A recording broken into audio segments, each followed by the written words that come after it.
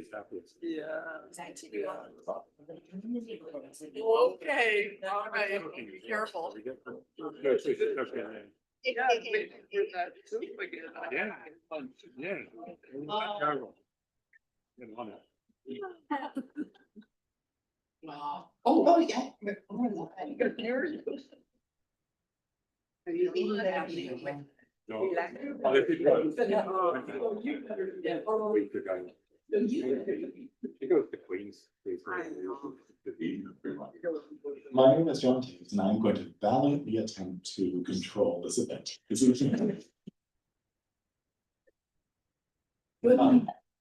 I'm so delighted to see you all here tonight. Thank you so much for being here. As many of you will know, we did have to reschedule this event earlier on, and we were thrilled that Monique could find behind her schedule to return to Winnipeg to share her beautiful new book, Sharing the Light, Stories and Reflections with us all. We have a wonderful host to guide us through a conversation in just a moment. That is, of course, Shelagh Rogers, sitting immediately to my left. And we're so very grateful to House of Anansi Press for making this book and this evening a reality. Before we begin, I'd like to, of course, acknowledge that we are here on a Treaty 1 territory, and the land on which we gather is the traditional territory of the Shelagh, Aninawak, Anishinaabe, Dakota, and Dene peoples, and the homeland of the Red River Métis.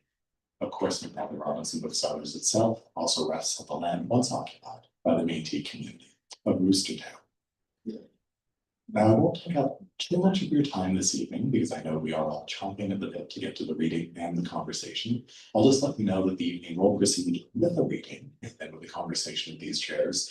Following that, there'll be an opportunity for all of you in the audience to ask any of those questions that have risen to the front of your mind over the course of the night.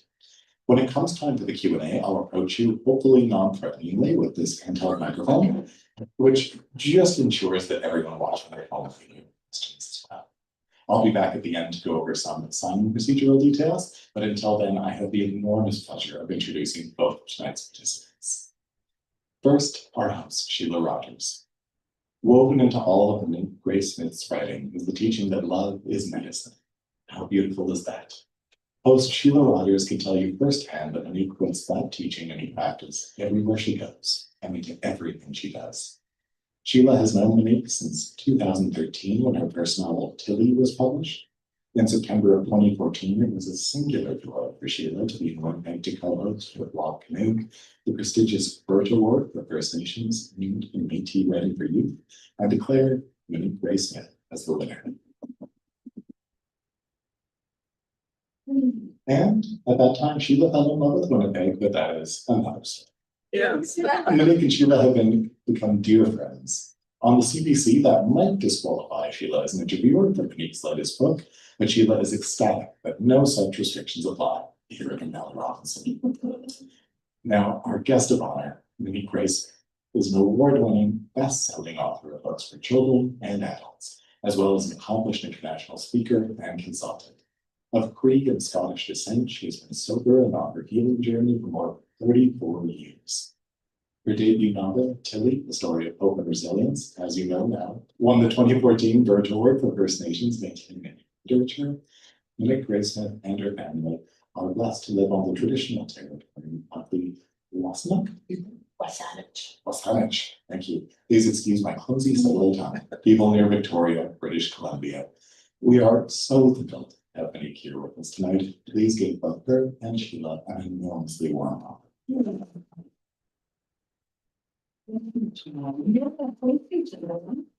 And it's so lovely to be welcomed by the singular John Taves, isn't it? It just sets everything up. It really does. You fill a room with love, John. Thank you. Yeah. We're trying to make the curtain shake like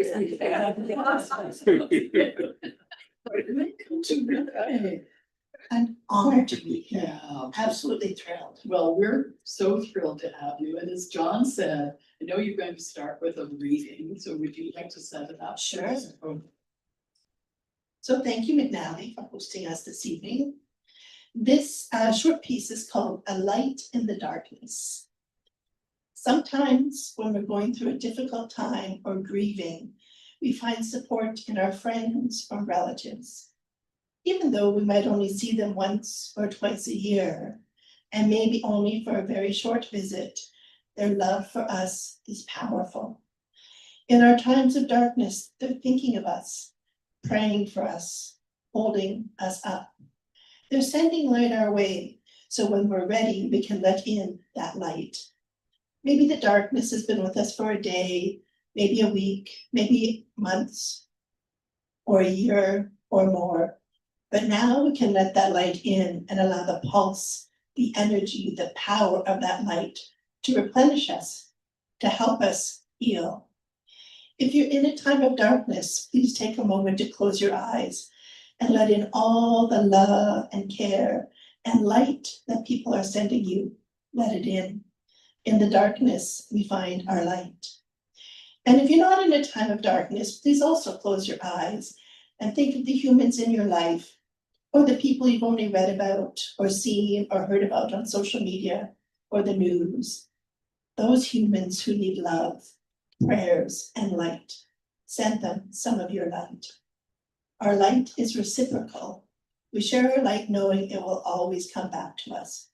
Maybe not from the same person we share it with, perhaps not even the same week or month, but that light will always come back. This I know for sure. I also know that we're in a reciprocal relationship with that light, and part of our work in this life is to make sure that Mother Earth is in a reciprocal relationship with our light. Just as we get light from her, from the plants, the trees, the sparkles on water, we must also give light back. That way we care for her. We are stewards and caretakers of the land we live on. We nourish the land, we keep the water and the air clean. We do our work to be caretakers of Mother Earth, to give her light, so that perhaps she will find her way back to thriving again. If enough of us give her light, I truly believe she will thrive again, and then so will we. That's a short piece. And that starts the book off. That starts the book off. You also talk about a very beautiful Cree word, and there are a number of Cree speakers this evening in the audience, and that's tawau, Oh, wow. which on one level means welcome, but there's a bigger meaning to it, as there are in so many Indigenous languages. What's the deeper meaning? The deeper meaning that I've been taught is it means there's always room in the circle. And I saw that so beautifully one time I was visiting a Head Start on the downtown east side of Vancouver. And those were our cultural preschools. And when I arrived there, it was time for reading circle. So the children were kind of coming to get in the circle. And the early childhood educator was getting everybody together. And there was one little guy who was still looking around at the centers. He wasn't ready to come to the circle yet. And so she started to read, and about halfway through, he came over and stood beside her, and she looked at him and he shook his head like, no, not yet. And then a couple more pages, she just slid over and he sat down, and she just turned to him and said, there's always room in the circle. I thought, oh, wow. And what I thought was, I wonder how my education at school would have been different if I had felt like there was always room in the circle. Maybe I actually would have graduated, right? Instead of having to go back to get my grade 12. That sense of belonging, and I really do believe that that's what we're craving. You know, media says to us we're craving belongings, but I think what we're actually craving is a sense of belonging.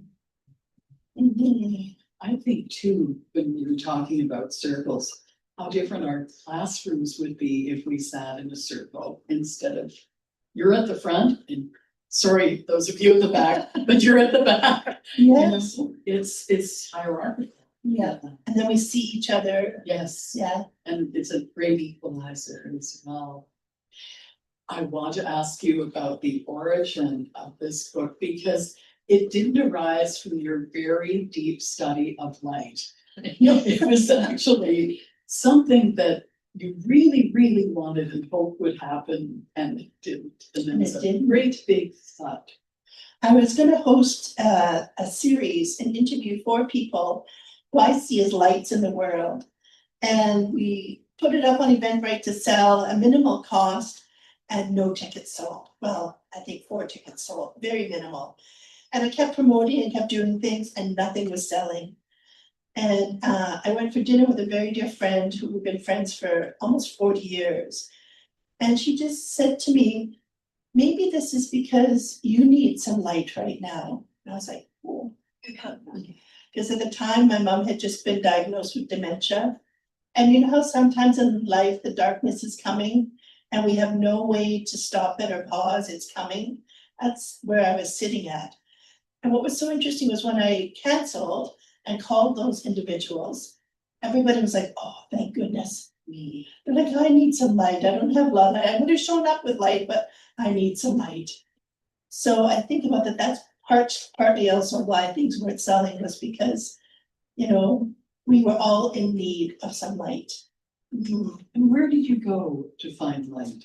To the forest and to the garden. Those were the places that always fill me up. What does it give you? I think it nourishes my spirit. Like a walk in my neighborhood feels like self-care. And I think especially my mom used to love to go for a walk in the neighborhood just at dusk before everybody had closed their curtains.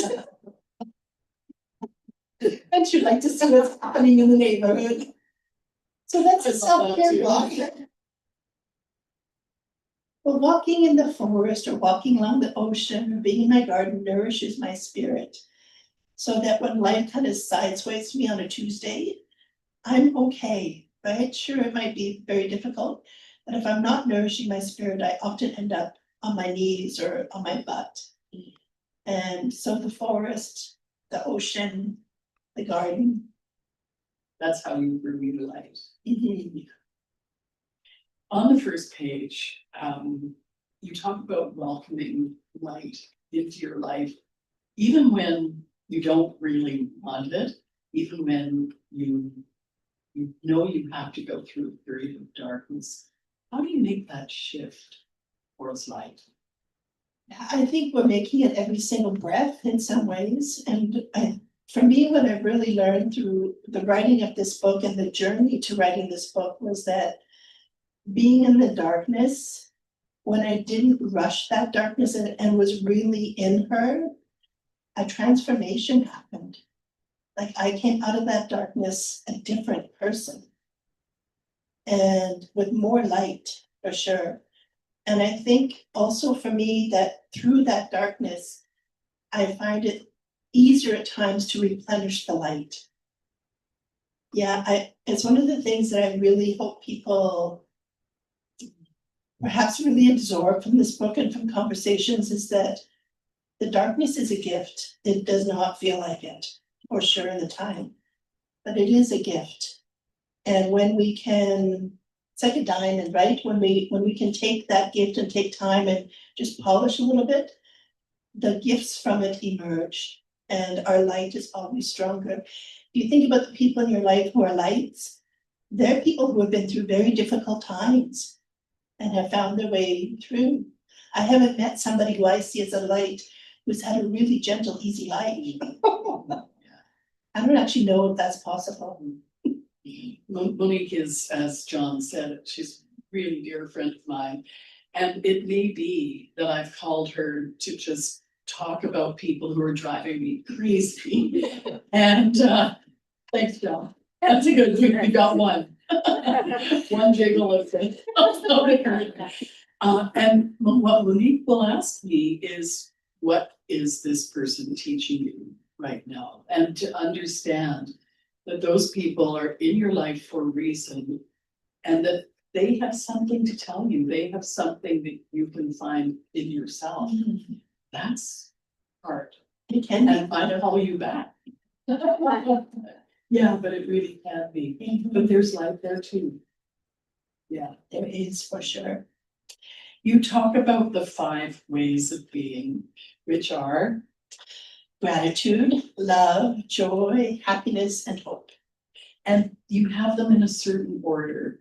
And I would have thought, when I was starting, you'd have gratitude at the end because you'd have worked it all out, but you begin with gratitude. Why is that your starting point? All good things begin with gratitude. And for me, you know, waking up first thing in the morning before even getting out of bed, it's like, Thank you for my safe passage to the night. Thank you for the gift to live another day. Thank you for waking up in Sheila and Charlie's house with Eddie, right? Thank you for hearing the birds. By the way, Eddie is a dog. These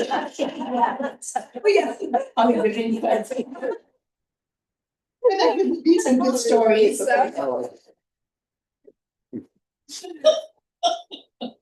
That's really nice to do it. I'll take that back to Eddie. Not always alone. But yeah, And also when we fall asleep, right? Going through my day, what am I grateful for throughout the day? Changes how I sleep, which means then I wake up rejuvenated in a different way.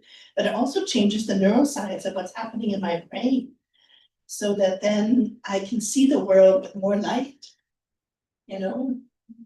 I can remember my mom died, we're just coming up to 2 years. And the day that she died, I remember crawling into bed.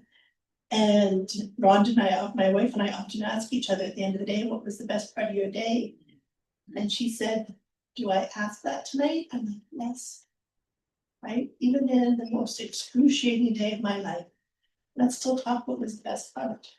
Because there's always something, right? that was a question your mother used to ask you, right? When she would tuck my sister and I into bed, she called both of us chum.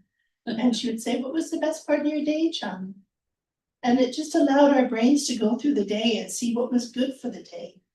And she didn't have any, she had grade 10 but she knew. She was brilliant, yeah, Yeah, in her own way, for sure. and a lot of fun. Yes. So much fun, yeah. Um, There have been instances where she's come back to you in a sense. There's one that involves a lava stone. Oh, yes. So when my mom died, my sister and I inherited her house. And when my mom's partner moved out of that house, we realized just how tired the house was. And we had one person look at it to buy it, and they were like, no, too much work. So we were visiting with a family friend who at the time was 79. And I knew she had built houses and done things over the years. And we said, would you just come to the house and talk about what's possible? And when she left, we'd hired her to renovate the house in like major ways, like actually like take a big chunk out of one wall and redo the whole bath, like a major renovation. And my mom would show up. One time Lois was changing all of the light fixtures in the bedrooms, and so I turned off all of the electricity in the house. And once she got the light fixture up in my mom's room, my mom flashed the light. There was no electricity in the house. A couple times she moved, the measuring tape and the X-Acto knife. And near the end, my daughter went to visit her. And we were on FaceTime. And Lois said, the weirdest thing happened when I came in this morning. So my daughter turned her face to me and raises her one eyebrow. And I go, oh, now what? And Lois said, when I came in this morning, she said, in the bathtub, there was a great big lava rock. And in my teachings, when we have a sweat lodge ceremony, those are the grandfathers and grandmothers. They're lava rocks, and they're in the fire until they're red hot.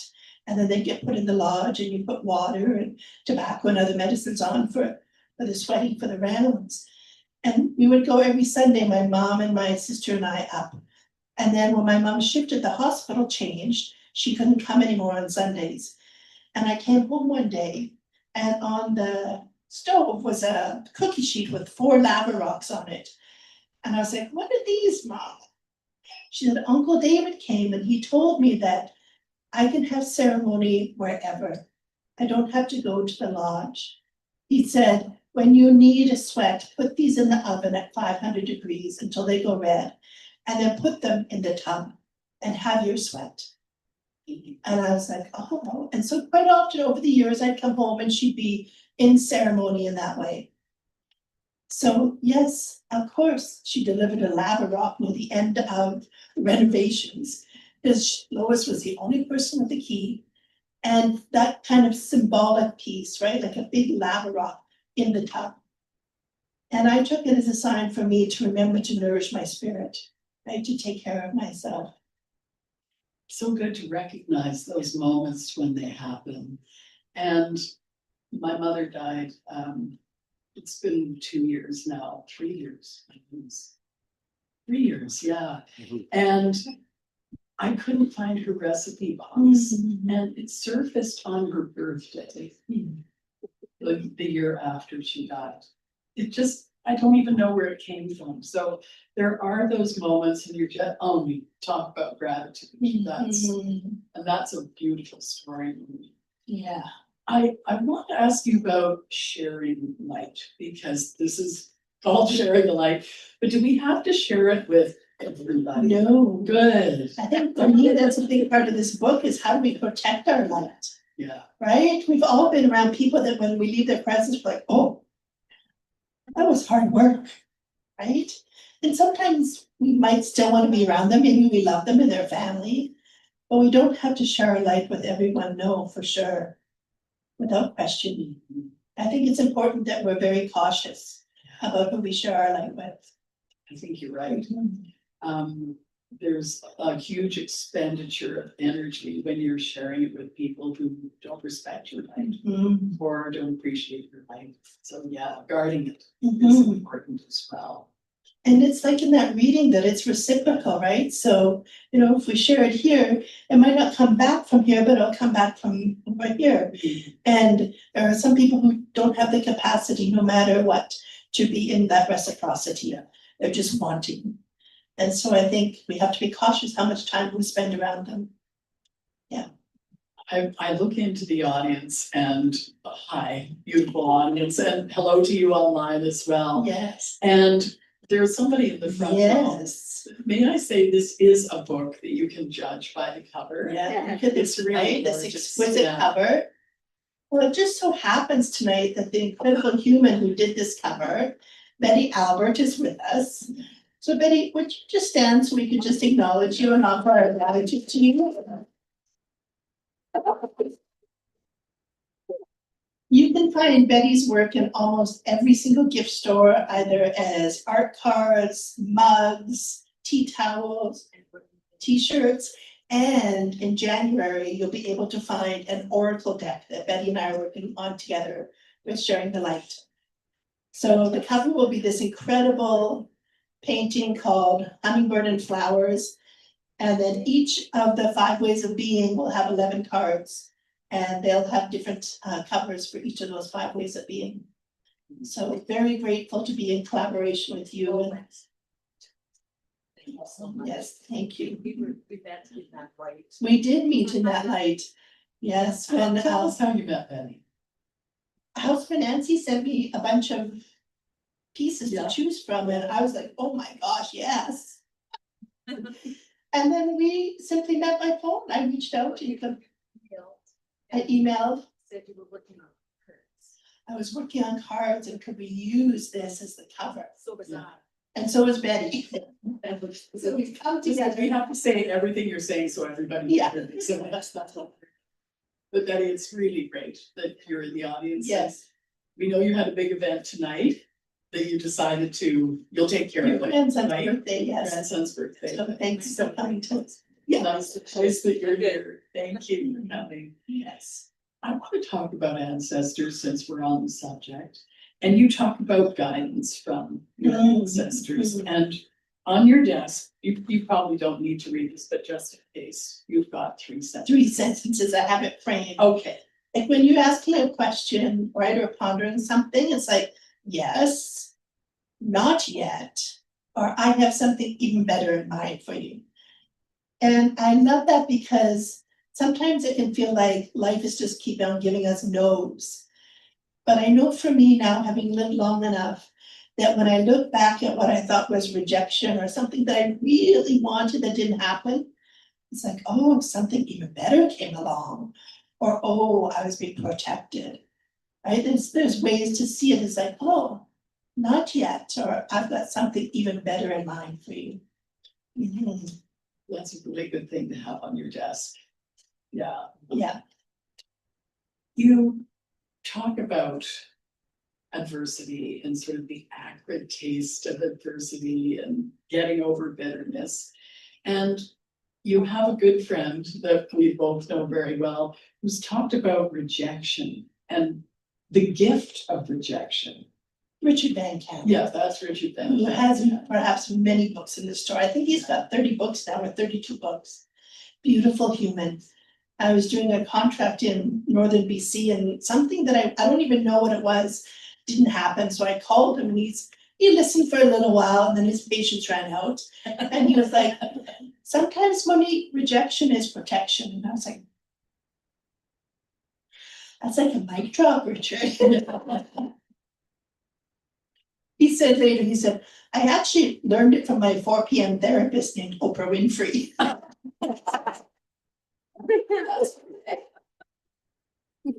love that. When you were starting off writing, did you feel rejection was protection? I don't know because I had no idea what I was doing. I just knew I had to listen to the messages or I literally might not get another chance.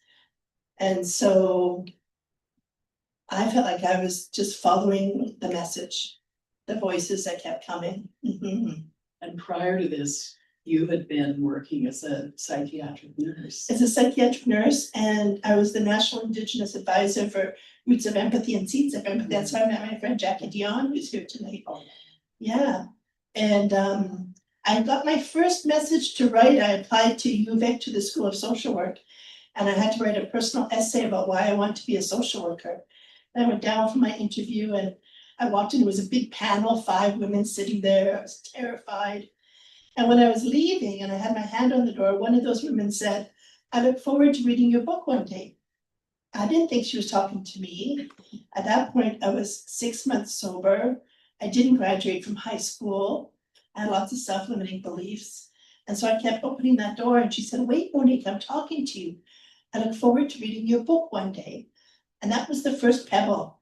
And it took me 20 years to write a self-published book and a near-death experience. That really was what changed it for me. And all those years I kept asking myself, like all these messages were coming back, who am I to write a book, right? But she like said that first seed, that first pebble, and I could tell stories all evening of divinity that came along. Fertility, a story of hope and resilience to come into the world, like wild stories. And I think that that's part of our responsibility as humans is that when we see a gift that somebody carries, to speak, especially young people, to speak that future for them. So that like it's like we're invoking the ancestors to come and help this young people be able to use their bundle of gifts in a good way. And I really do believe she did that for me. How did it go in social work?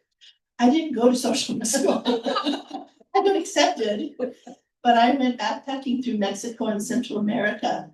And I think I don't know, because I didn't go to social work school, but I'm just gonna say, I have a hunch I learned more about humanity on that backpacking trip than I might have sitting in a classroom.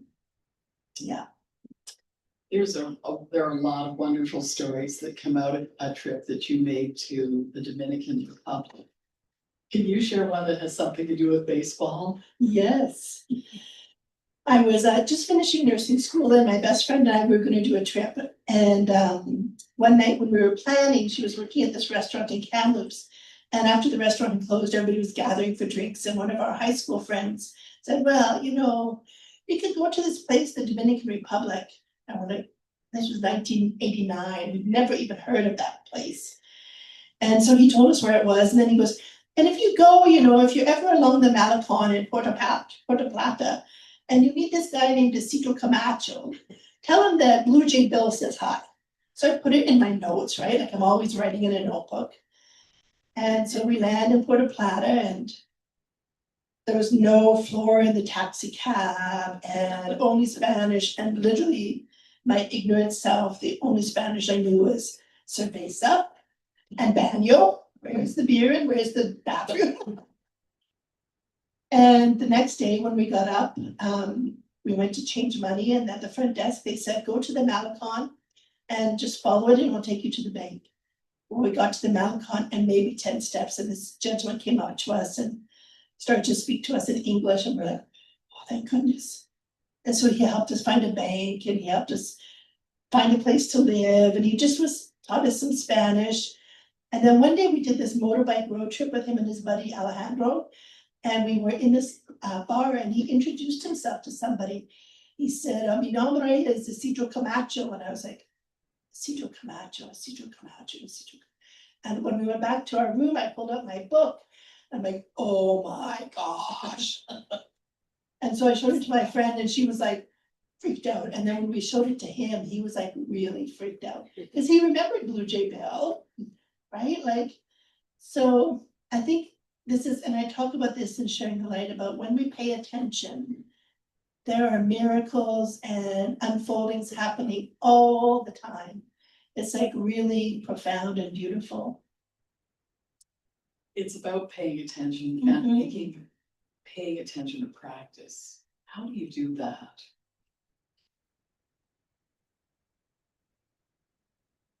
I'm not sure. Yeah. I think part of me is how I grew up. I had to be hyper vigilant in my house until my dad left. And so that just created kind of an awareness of what always was happening. And then in nursing school. But I think for me as a writer, it's like a key element because I'm always seeing what's unfolding. Like the other day, my sister and I went to this great grocery store in Victoria called the Root Cellar. And she had to slow down. And then we pulled in and I said something about, oh, we're so different. I said, just like those two gentlemen that crossed in front of us. She was like, there's two guys that crossed in front of us. I said, yeah, there was the guy, did you notice his black sweatpants and his gray t-shirt and his black hat and all he had was an avocado in his hand. And then the other guy, he had the John Lennon glasses and a red beard. And she's like, I didn't see them at all. But I'm always, and maybe it's my, as I said, nursing, you're always looking and having to be hyper vigilant for TVs flying at you when you work in acute psych and all kinds of the change in the mood that can change everything in the blink of an eye. I want to ask you about another book, and that is Braiding Sweetgrass for Young Adults, which is, I don't know you here or perhaps online if you've read it, but it's beautiful with wonderful illustrations by Nicole Nietheimer. It's gorgeous, and the collaboration that you had with Robin Wall-Kimmerer about translating this book for young adults. And you've got Robin in this book, and I'd love you to read just the page of Robin here. Oh, and oops, that was my post. I went to pre-camp last summer in Saskatchewan, and I sent Sheila a postcard from Love, Saskatchewan. So this is Dr. Robin Wall-Kimmerer. Even a wounded world is feeding us. Even a wounded world holds us, giving us moments of wonder and joy. I choose joy over despair, not because I have my head in the sand, but because joy is what the earth gives me daily, and I must return the gift. We're in a wounded world. Yes. And the idea that it feeds us is very interesting. I think the earth has an immense fever. Maybe she's in menopause like us. But she has a fever. And so we have to love her and take care of her in ways that I don't think generations have had to before. I think we have to really step up and take care of her so that we can be in that joy again, or continue to be in the joy. Because menopause, I don't have a lot of joy with menopause hot flashes. Is it weird though that I feel gratitude that you included me in that phrase when I'm a lot older than you are? That'll be one of my 3 gratitudes this evening. Or menopause. Yeah, okay, I'll take it. Absolutely. When you talk about love in this book, you talk about cookie people, and I want you to tell us who cookie people are. Those are the people who come into our life, sometimes just for a moment, like that woman at Gilbert, right? She saw a gift and she spoke that future for me. And sometimes there are people who walk beside us for a long time. But when we're in their presence, we feel bigger and better about ourselves. And I don't mean by ego, but they see us, they value us, they hold us up, they cherish us. And for me, when I was 5, my first cookie person that I remember crossed our path. Her name was Mrs. Gladish, and we lived in a duplex in Rutland, BC, and she lived next door. And there was a fence that went between, but there was a gate. And she could hear when things in my house were not tender. And she would always come through that back gate with a plate full of cookies, freshly baked. And she'd sit at the kitchen table and everybody would come and eat those cookies.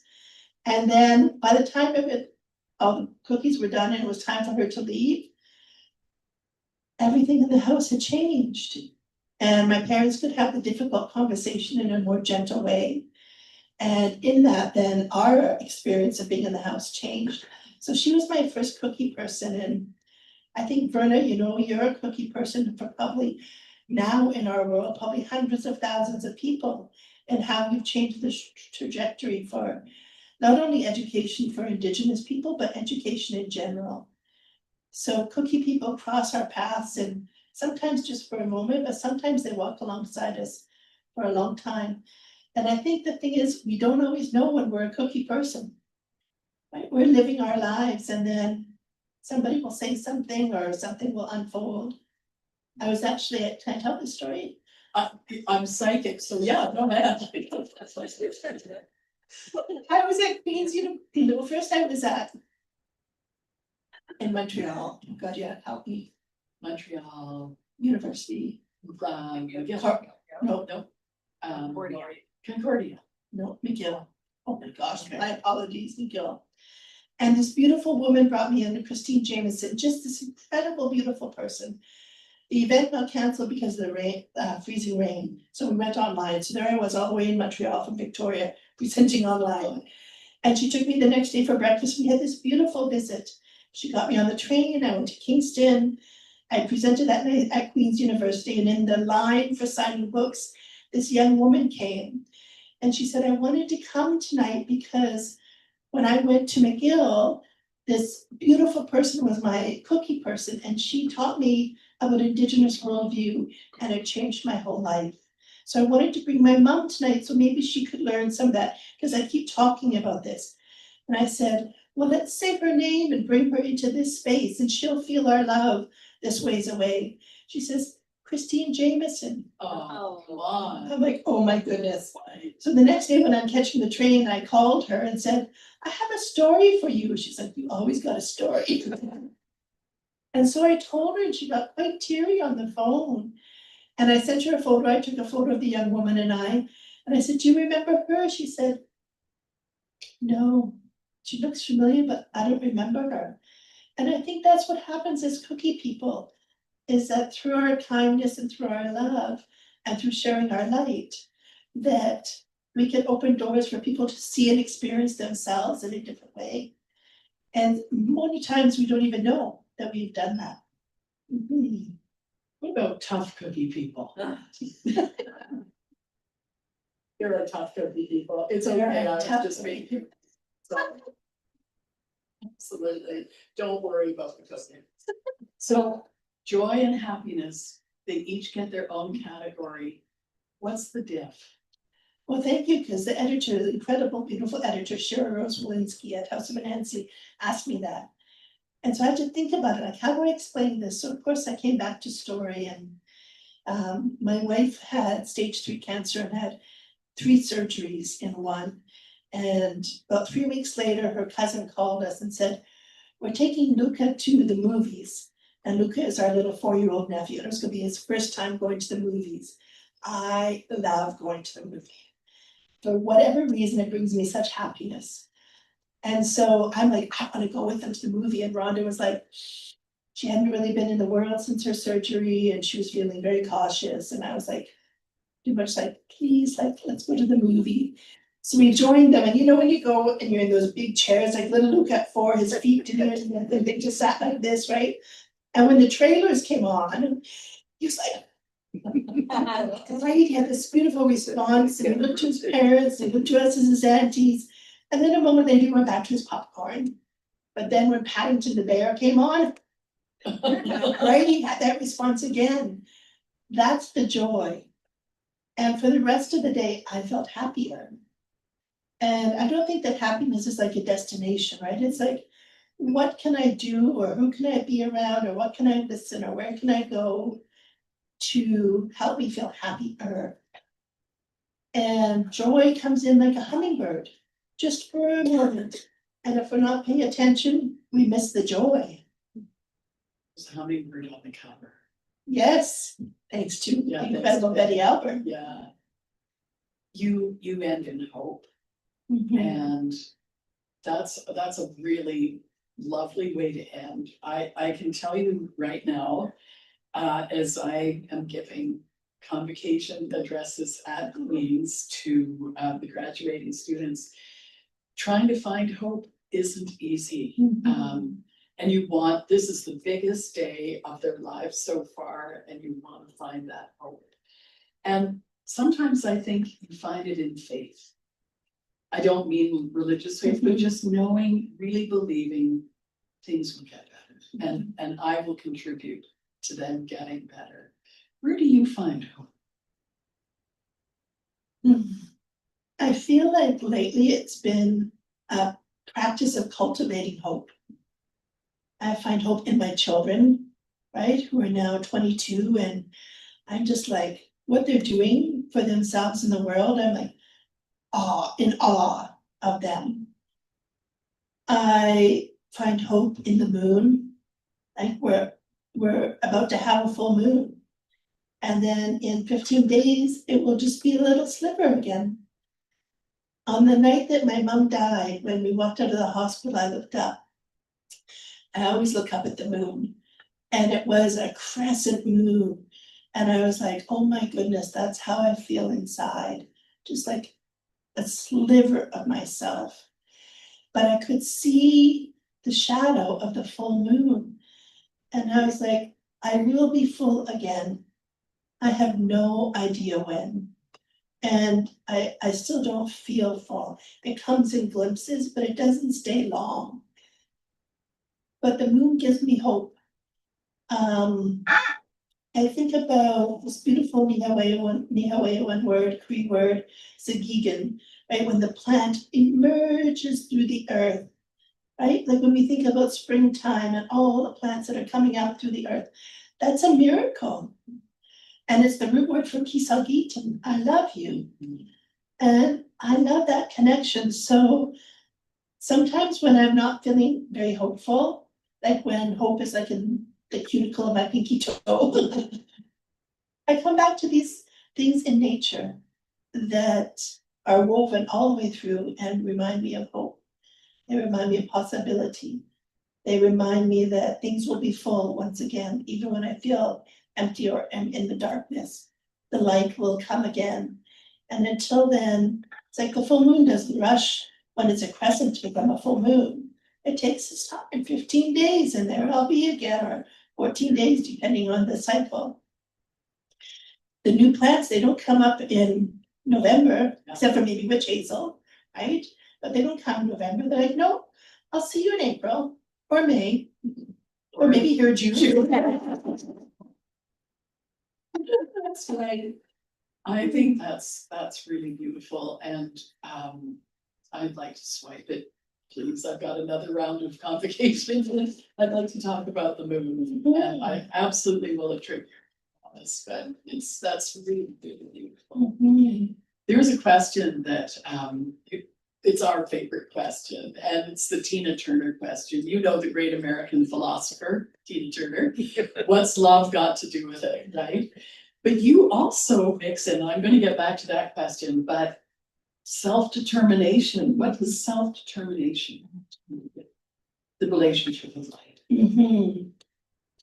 And I know self-determination has a lot of meanings in regards to land claims, treaty, resources, those beautiful elements. For me, it's like thinking about who and how I can be in the world. And I don't mean by ego, but you know, when I received my traditional name when I was at Round Lake Treatment Center, it's Tikwashkigos, Little Drum. The medicine man, Uncle Malvin, teased me. He's like, you know, you didn't get big drum, like 5'1". I'm like, yeah. And then the next day, the incredible Dr. Lee Brown was asking me if I understood about, because Melvin said, you know, part of your bundle of gifts is to remind people of their heartbeat. And so the next day, Lee Brown was asking me if I understood what Melvin was talking about. And I kind of humbly said, not really. And he said, well, you know, here at Round Lake, there's no two people with the same bundle of gifts. He said, if we went over to Okanagan Indian Band, there's no two people there. And then you know how really wise people, when they've got something they really want you to get, they kind of lean in, soft a little talk a little softer. He said, the old people say, there's no two people walking the planet at the same time with the same bundle of gifts. He said, that's why we're all important. I was like, oh, like I feel like that's so powerfully beautiful. And for me, I take that to heart, right? That the gifts that we've all been blessed with in our own unique way to contribute to the wellness of the world. I think about, you know, when things, all the things that aren't going well in the world, I think that there are people who are geniuses who are creating that havoc. And I'm like, imagine if those geniuses created havoc for good, right? Or they use their gifts for good. So I think that's an important teaching, is how do we use our gifts and our abilities for good? And that is a good question. Maybe the audience has an answer. But I can also turn to you for your own questions to Monique, if you would like to ask her a question. We have about 12 minutes, maybe 10 minutes left. And John is here with the microphone so that everybody can hear you. I know it's hard to be the first. I always say this, so you can pretend you're the second. Go. Well, you think about it, because I have more. Oh, hi, thank you. Yay. Can you please tell us more about the oracle cards? Oh, the oracle cards. So oracle cards, for me, how I use them is I shuffle them every day. And sometimes I have a question, or sometimes I'm just like, give me a message. And so I pull one for each day. And so in the deck, there will be the 5 ways of being. Each way of being will have 11 cards, something from the book that has been chosen already. They're going to be in English, French, and Nihawewan, English, French, and Cree. And they're to come out in January. Yeah, with Betty's beautiful art on them. I know, right? I feel like, oh my gosh, how blessed am I to have Oracle deck with Betty's art on them. Can I tell you a story? Yeah. Yes. Do you want to just hop? Yeah, there's, wait for, yeah, there we go. Here's Betty. I had cancer. And I had cancer, my last radiation treatment was in November, December. But during that time, it was like shocking because I had 2 cancers at the same time. They weren't related. But I had a woman that I don't remember ever meeting, but she remembers meeting me. And she said, I'm looking for cards, your cards. How come you don't have cards? And I was so desperate, I was still feeling the intensity of the cancer, that it was like light. Mhm. And I did cards, which I sent to you. And when you sent that message, I knew, because I couldn't get it going. Like it just, you know, I didn't know, I don't write, so well, I'm not that, I don't care about anything else would like to do. But it was like a marriage of it's meant to be. So it was like, you know, easy for me to say, let's talk about this. We need to talk. So thank you. Thank you. Thanks, Betty. Yeah. Questions, curiosities, wonderings. Comments. When you wrote Sharing the Light, did you have someone in mind as you were creating it? Myself. Yeah. Yeah. When I first put my first manuscript in, my mom had just been diagnosed with dementia. And it took a while to get my draft back, over a year. And during that time, my mom had died quite suddenly. My wife had been diagnosed with cancer. My best friend of 35 years just didn't show up at all when my mom was in the hospital or after she died. And we don't talk a lot about losses of friendships and how much they impact our heart, and especially when they've witnessed us, when we've witnessed each other for 35 years. And our daughter moved away to university, which was joyous, but also painful. So in a 4-month period, all that happened. So as I was working on the edits, I was really writing for myself, like the medicine that I needed at that time, like that light in the darkness. It just came one day, the piece I read, I was sitting at my desk and I just wrote like crazy. And it was what I needed at the time, right? That reminder that the light will return, to say my prayers and to get outside. Yeah. Very important. Just before I ask another question, anybody? Okay. Hoot, are you sure you don't have a question? No, I had said that I wouldn't need a microphone if I did because. You know the cookie person? Okay, yeah, you need a mic now. No, I don't. No, you do. Just so the people who are watching online, thank Talk you. about the cookie person, because there was a secretary in my high school, my grade school, and she saw me, I'm the youngest of 7 kids. And she just saw this little scrawny kid in grade 1, and for like 14 years of my life, she was that. She'd write me little poems and send me Mrs. Seiler in Toronto. She was amazing. And she'd take me out to Swiss Chalet. Yes. But it's funny that you, cause I already read your book. But it's just bringing it back, but it was so amazing for somebody to just choose a little kid, you know, who just like an immigrant, who didn't have like what everybody else had, or just different. And she just saw something in me. She was amazing. And she loved you, hey? She did. Yeah. She did. She wrote me a letter like 10 years ago. I think she's 100. Wow. And she wrote me, she wrote me a poem. Oh. You know, the same poem she wrote me like when I was in grade 3. Sometimes Sue is happy, sometimes Sue is sad. So she wrote me these cute little poems. Her husband worked at the, what were those little candies called? I'm gonna remember on the way home. They have banana flavor. Oh, Mojo. Her husband, We're just talking about this afternoon. her husband worked at the Mojo factory in Toronto, and she gave me bags. And I was a scrawny little kid. And we weren't allowed candy at home, right? We were allowed like tabuda and, you know, hummus sandwiches. So then I'd come home with like a bag of Mojos. My mother would be like, give me those. What do you Mojo's to me? It's a reminder that I do that, but it's a reminder to do that. I actually really believe it, but it's a reminder Yeah, to always be that. yeah. My Yeah. parents did that for people too. Oh. Well, you know, they didn't have a lot to give because they had 7 kids, and they Yeah. were that for all my friends, and yeah, amazing. Yeah, Thanks. yeah, And thank you I for was sharing that. Oh, that's Yeah. lovely. And like, of course, the candy's called Mojo. I love the banana was for the. Yeah. It's so funny you say that, because today we were at the Forks and I said, let's go to the candy store, maybe they have Mojos. And in the store, there was this educator who had her students. And how she was with them was so beautiful.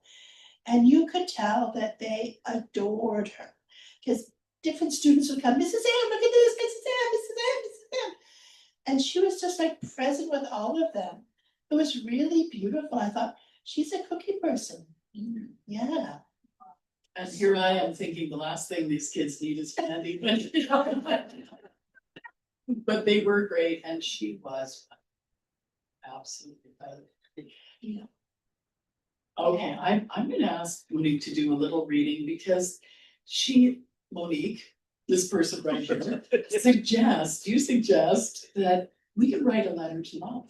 Mm. And here's some of the questions you suggest that we ask love. This comes from an Elizabeth Gilbert activity that she does on Substack. And Elizabeth Gilbert wrote Eat, Pray, Love, her most recent book, All the Way to the River. And I love that she's on Substack. It costs $7 a year to join. And she said, I charge people that because people won't pay to hate.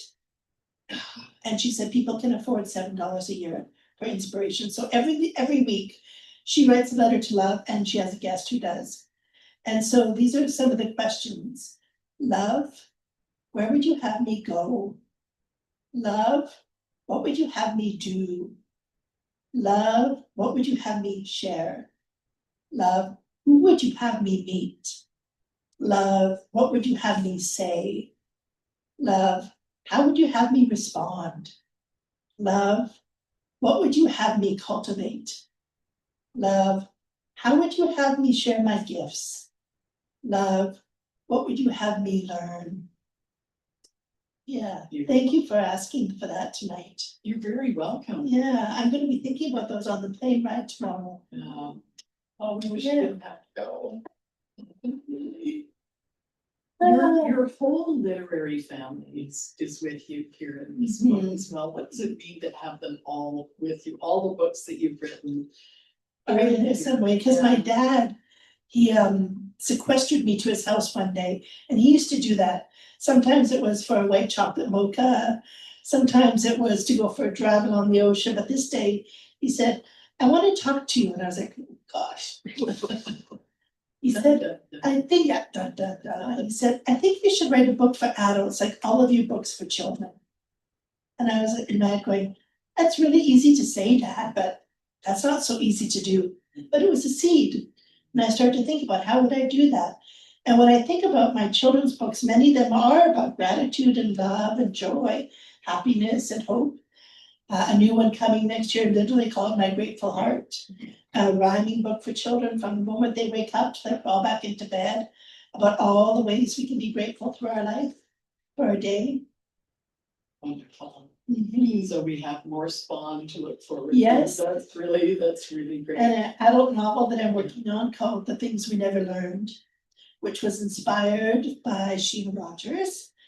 The very first time you interviewed me, she asked me, so you've written about your Cree ancestry, right? In Tilly, A Story of Hope and Reason. And she said, when are you going to write about your Scottish ancestry? And I was like, oh, so it's been a few years.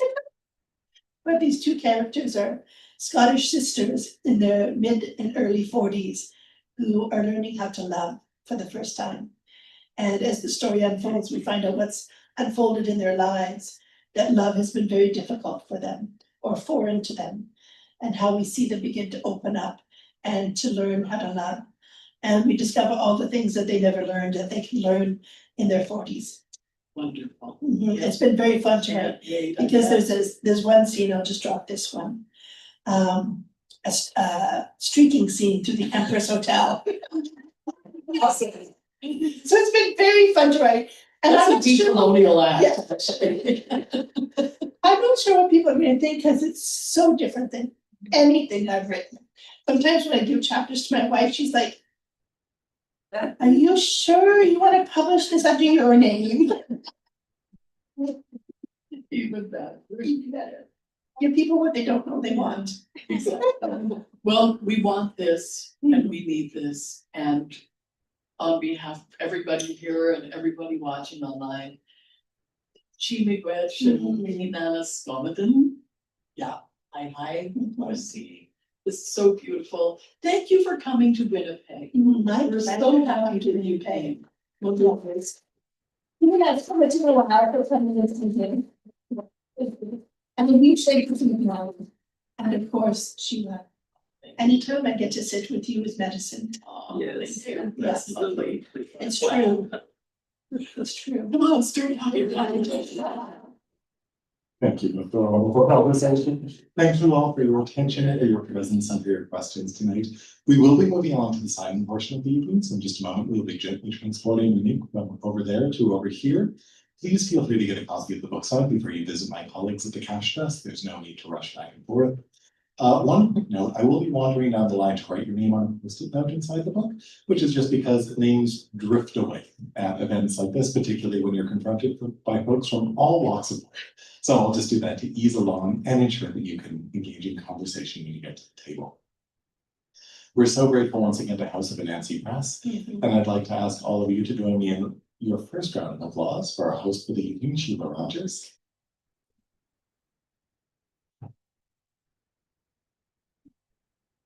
There was a great philosopher we quoted earlier on, the mighty Tina Turner, and in the first song from her album, Private Dancer, I Might Have Been Queen, she self-describes as a sole survivor on an unstoppable river who knows the secret combination a description that applies perfectly to our guest tonight, Monique Gray Smith. Please give her a round of applause.